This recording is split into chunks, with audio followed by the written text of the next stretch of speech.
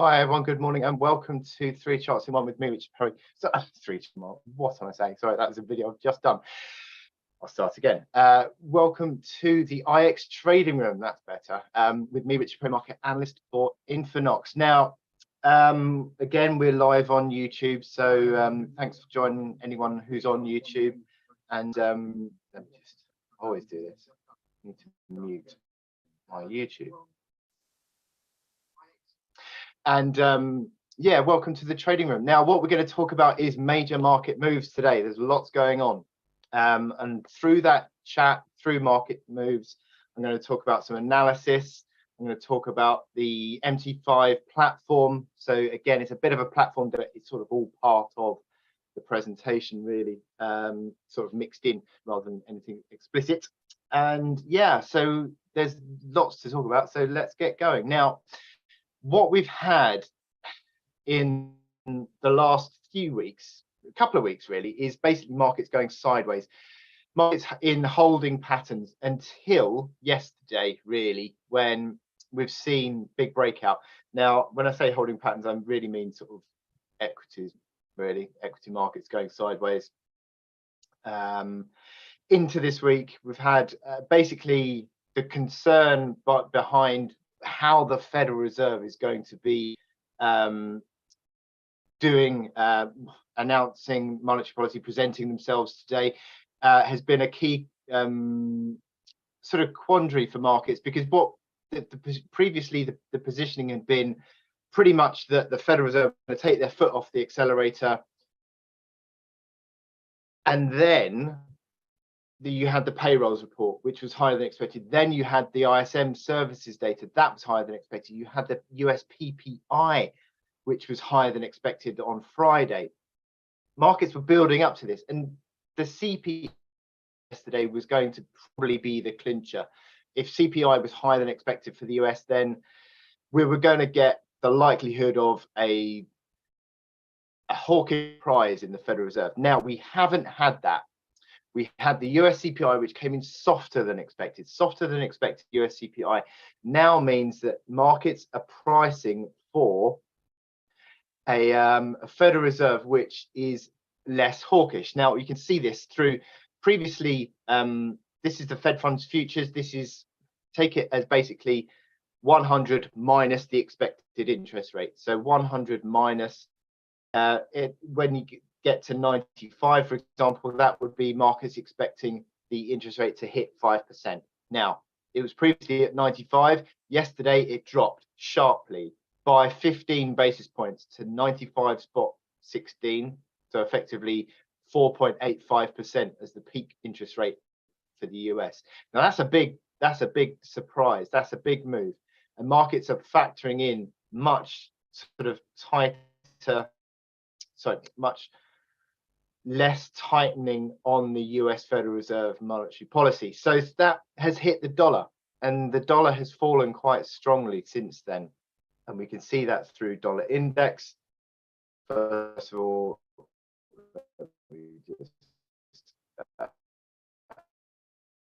index chart, where is it?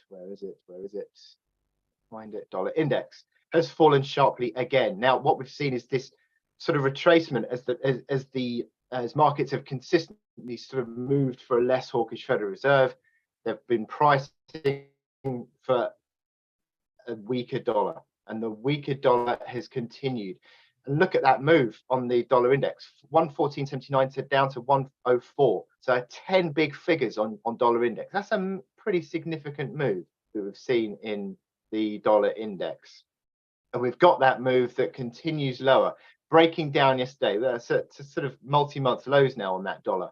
So we are seeing this key move on the dollar, and you sort of translate that back out to euro dollar going higher. You've got sterling dollar that's going higher, breaking out. You've got dollar yen, which is moving lower.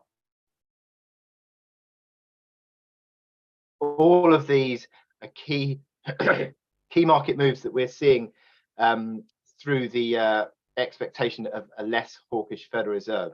You've also got that on commodities as well. The gold price breaking higher, again breaking higher yesterday, holding that breakout, only just though, mind you, and also silver as well. on the daily chart, we can see that silver is moving higher. All of these market moves are coming as markets have expected, or traders have sort of priced for a less hawkish Federal Reserve. And it really does sort of set the Federal Reserve up for, well, set markets up for the Federal Reserve tonight. Now, how does the Federal Reserve come out tonight? The likelihood is for 50 basis points of rate hike. I mean, is 25 basis points on the table? Probably not. I can't see it, but personally, but it might be. I did read a statistic yesterday that said that the Federal Reserve has never hiked beyond the 2-year Treasury yield, and that 2-year Treasury is at 4.18 now. Interesting. Federal Reserve rate's currently around 4%. So that's interesting, isn't it? So yeah, that is pause for thought. Anyway, but so what does the Federal Reserve do tonight? Well, likelihood is still 50 basis points, but also less hawkish on the dot plots, also less on the inflation expectations as well. Right, so that's a little bit of background. So where are we sitting at on the market moves? Well, we've got this breakout now on euro dollar. Now that breakout is holding. Now, if it can hold through the Fed, I think the likelihood is that we're going to see a continued track higher. But the key factor for euro dollar is not only we've got the Fed tonight, you've also got the European Central Bank tomorrow, ECB tomorrow. So lots of volatility this week. Now, if the euro can make it through the Fed and the ECB with this breakout above 105.95, then your likelihood is that you're going to be continuing to track higher towards the 107.85 level. 107.85 is this key reaction high from May earlier this year. 107.85 is the next big target on euro dollar, and it's tracking this uptrend. You've got strong momentum. Still be looking at using, I mean, I'd be sort of looking at this uptrend and thinking, well, I'm still going to play this as a buy into weakness. The buy into weakness on the any moves higher on the euro dollar chart. But technically, it's a little bit stretched, not too, but I mean, euro dollar historically, euro dollar has struggled to get through 70. Let's have a look back beyond. Doesn't often really get through 70. Although having said that, 19, yeah, it did a few times actually back here, but historically going back, sort of, it has struggled to get through 70. But maybe this time is going to be different. Again, the last 2 times it's got 70, it has pulled back. So just be a little bit mindful of that, I would say. But dollar, and it would suggest, I think, 107.85. So it's still looking good. Still looking good. Still buying into weakness. Still sort of any retreats come back towards breakout levels and then go again. So it is still positive on euro dollar. Welcome, Veronica. Thanks for coming. Nice to have you with us. Yeah, it's something that I think we're going to still play higher. I think, again, the Federal Reserve is likely to sort of pull back on the reins of tightening. And I think likelihood is that euro dollar on the ECB, well, the European Central Bank on Thursday, again, it's an interesting one because the European inflation or Eurozone inflation fell back. There are sort of signs of people, members on the governing council being a little bit concerned over growth. So there are question marks over how the European Central Bank comes out. But I think the likelihood is that after the volatility of this week, I still think euro dollar is going to be tracking higher. I still think that the dollar correction is in play now, as I said, given that dollar index move to break down, and a pullback, a further pullback is likely on dollar index. So I think that helps euro dollar higher. Similar moves on cable, on sterling dollar breaking out today, although sterling dollar has also the Bank of England to cope with again. And what we saw today, this morning, just about half an hour ago, was that the UK inflation has fallen and fallen more than expected. So that has, if I get my 1 minute chart going, that has pulled sterling dollar lower already, from 23.65 to 23.49. So not a massive amount, is it? To be honest, not a huge amount, but still, it has slightly fallen. But yeah, I think Bank of England tomorrow. How does Bank of England present tomorrow? I think it's that Bank of England could be more dovish than maybe 50 basis points. I mean, there's the suggestions you could get 75 people voting on the MPC tomorrow for 75, 50, 25, and potentially even zero, no. You could have a whole range, and how the voting sort of numbers sort of stack up within that range will be interesting. Still probably going to be 50 basis points, but uncertainty there. That's why sort of sterling is not so strong as euro on the back of these moves, but still looking positive, still holding the breakout, still moving above the 122.90 to 124 big figure. Holding above 124 big figure would open sort of the next key levels, and that's sort of 126, 126.70. Are the next key levels on your sterling chart. But yeah, 124 big figure, holding a breakout above that would be the next sort of confirmation of the continuation of the bull run. But at some stage, the Bank of England will be turning sort of probably far less hawkish. Bank of England is hiking into that's never great. You've got the twin deficit of the year, which is again also negative for around 5% on both. So yeah,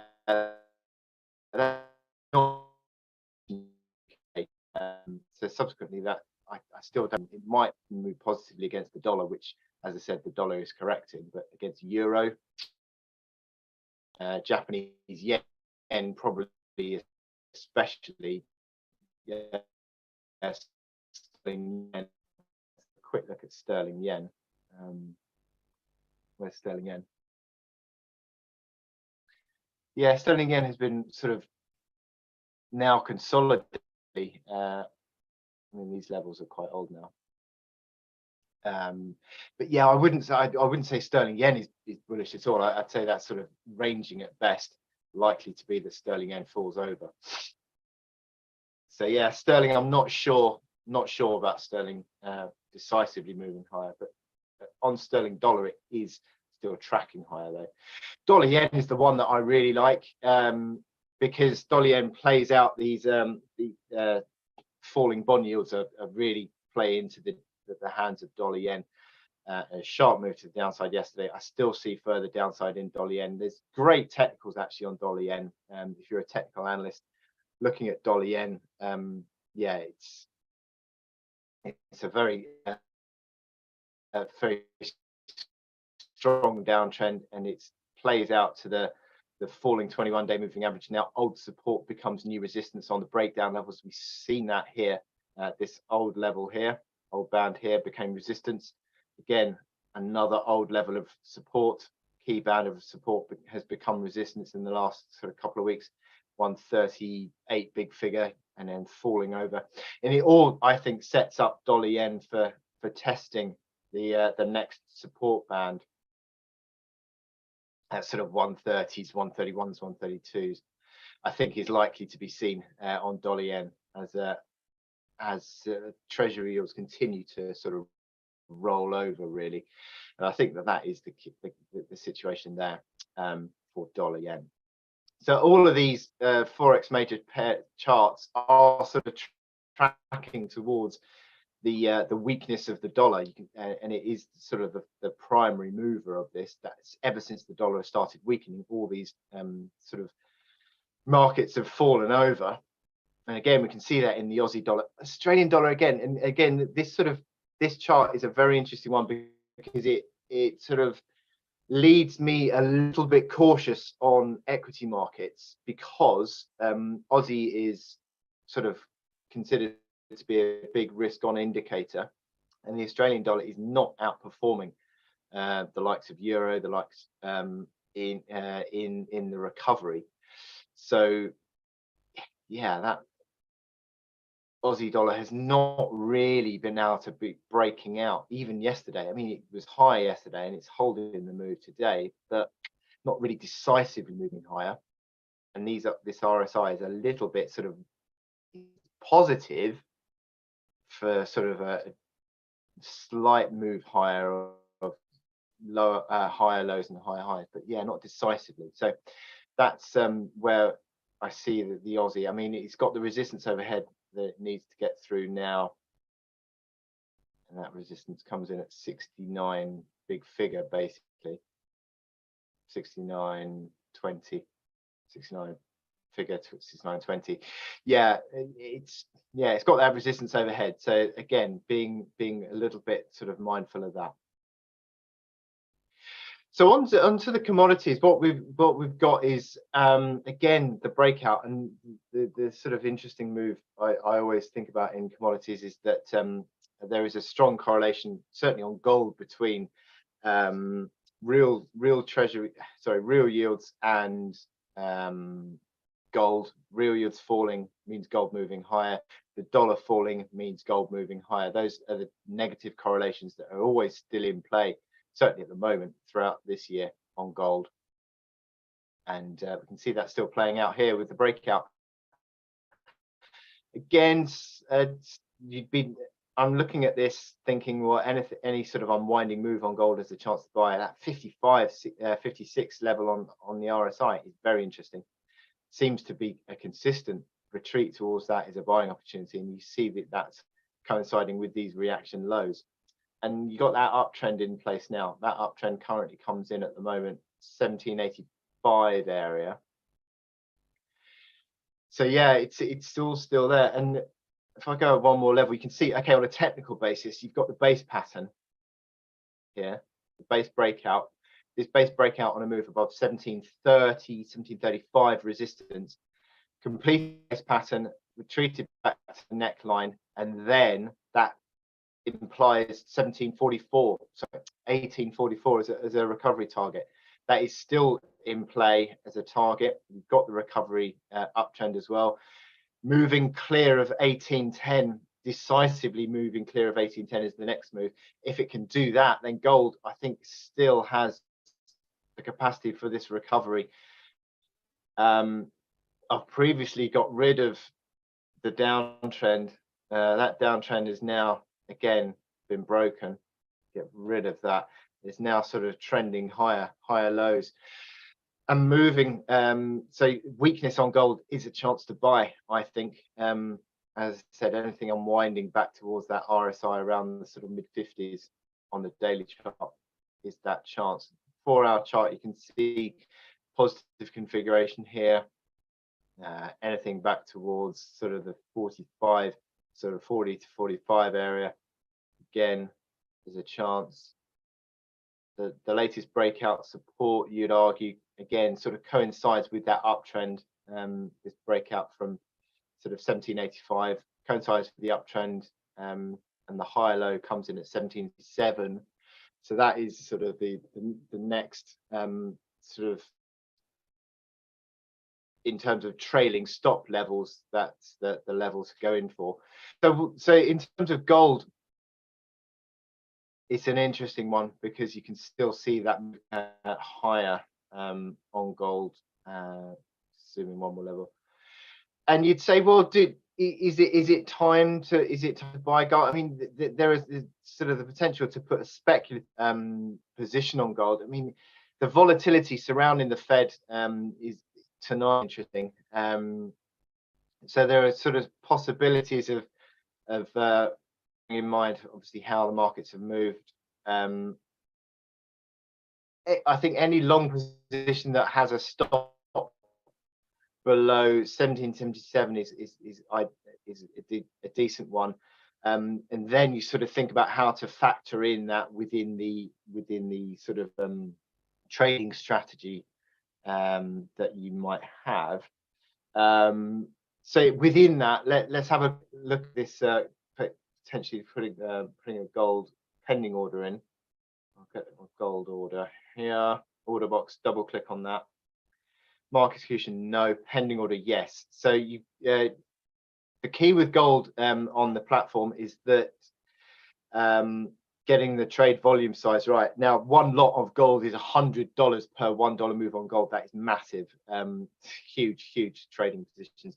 So it depends on how close I can get to this reaction low 1777. So I'm going to say 1775 is my stop loss. So just underneath that 1775. So to get that, a 0.01 is $1 per $1 move. Now, so to do that, now let's see here. I mean, as I said, 1785 is the uptrend. I'd say it may not get back to that uptrend. It might do. As the day goes on. Let's see, 1790. I mean, that's sort of later today. No, that's actually tomorrow. And you got the ECB as well. Okay, 1790. I think 1790. So if I did 1790, that's $15 worth of stop loss. And so $15, that's a $15 position. Yeah, one micro lot is $15 on gold of that stop loss. So I can do bigger than that. So I'm going to do 0.04.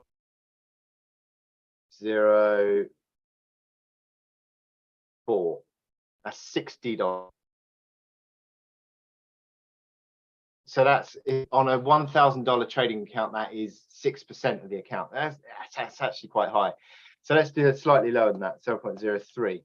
So that's $45 of stop loss, and so around 4.5% of the trading account on a $1,000 account.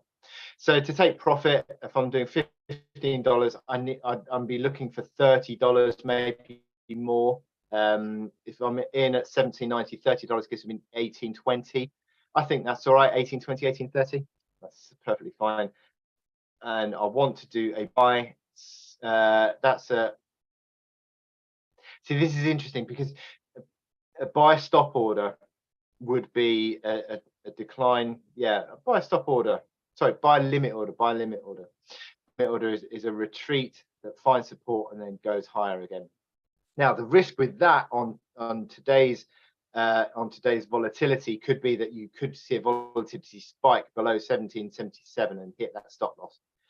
So does that move lower go that? Well, it is certainly a risk, and you can see here if I turn the trade levels on that these levels are now in. So it's 1790 with a stop below there, and if I go to the daily chart, you can see that the one more level, the target has come in there. So that's a potential trade on gold, to take account of a bit of the volatility, get filled on the volatility, play the uptrend, unwind, and then have a stop below the key reaction low, latest key reaction low. If that key reaction low of 77 gets broken, then to be honest, it does sort of seriously question the recovery trend anyway. So that's not the worst trade in the world. I'm quite like that actually. So let's have a look at silver quickly. Again, uptrend intact, breaking out, looking higher towards that. Continue to move higher. Again, it's moved away from the uptrend. It could get a bit of an unwind. It's a little bit stretched on the RSI. Again, it could see a bit of a near-term unwind, but I'm still looking at this as thinking any weakness is a chance to buy still on this silver chart. Still like to move higher. and you've got I mean, the key reaction node is at 22 big figures. It's quite a long, obviously massively a long way away from where we are now. So yeah, let's go on the 4-hour chart. Yeah, you get more of an idea of some reaction lows here. Yeah, you wouldn't want that to go below 22.95, for example. That would be breaking the uptrend and also below that reaction low as well. So yeah, so 22.95 is the reaction low. But I mean, essentially, that considering how well this recovery is going and the strength of the momentum, there is definitely further legs in this move, I think. Now, the oil price is an interesting one. It's recovered again to the latest breakdown.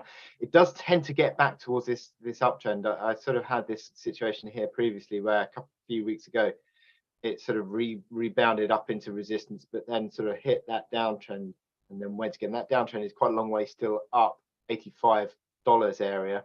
So there is still room for that move, and that recovery still, what's that, 38? You could see that into the low 40s easily. So there is still room in this recovery on oil, I would say, to play this move. But essentially, I mean, you look at this weekly chart on oil, breaking below support levels.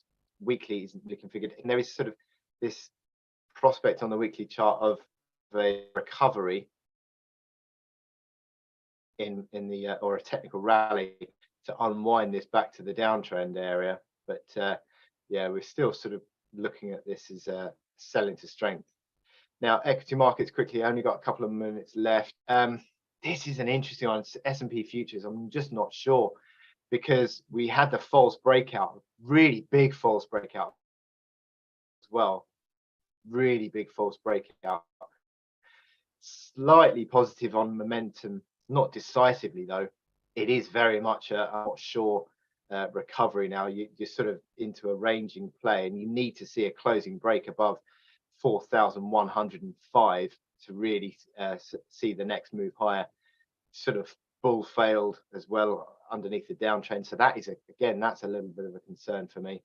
So yeah, I'm not 100% sure either way on S&P futures. I mean, that support at 39.10, 39.12 is really important. Now, if that breaks to the downside following on from a false upside break, that is a big corrective signal. So